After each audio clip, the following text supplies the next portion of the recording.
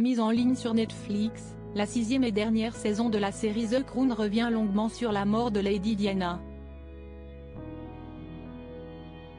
Si certaines libertés artistiques ont été prises par rapport à la réalité, certains faits montrés à l'écran concernant Charles III sont véridiques. Ancienne figure incontournable de la monarchie britannique, Lady Diana a connu un destin tragique. L'ancienne épouse de Charles III est morte dans un dramatique accident de voiture le 31 août 1997 à Paris. Ce jour-là, la princesse de Galles était pourchassée par des paparazzi à moto. Malheureusement, le véhicule dans lequel se trouvait Lady Diana s'est encastré dans l'un des piliers du pont de l'Alma.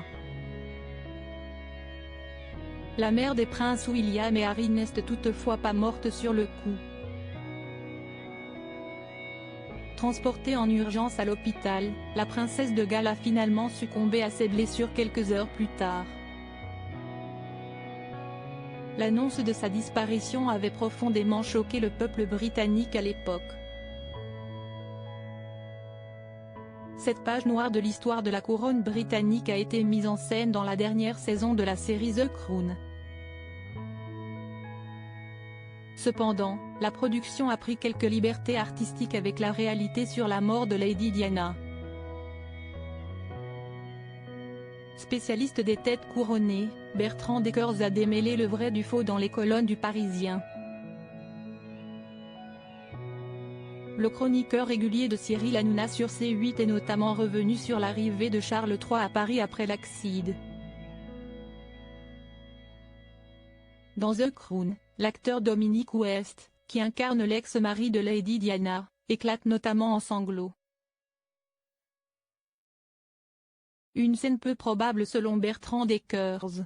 Lady Diana, son souhait de vouloir visiter Paris lui a été fatal. Je pense qu'il y a un peu de cinéma là-dedans, on n'a pas de témoignages qui décrivent une telle situation, a déclaré le spécialiste des têtes couronnées. En revanche, Charles III a bien été affecté par la mort de Lady Diana. Le prince a conscience de l'onde de choc que s'apprête à traverser son pays. Une des premières choses qu'il a dites, rapportées par des témoins, c'est « Tout le monde va penser que c'est moi », a ajouté Bertrand Dekers.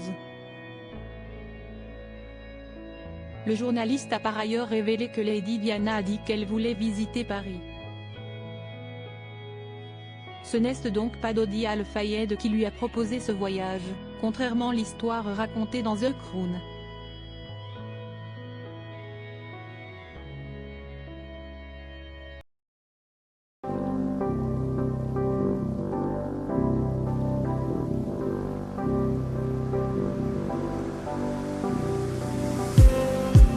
Just need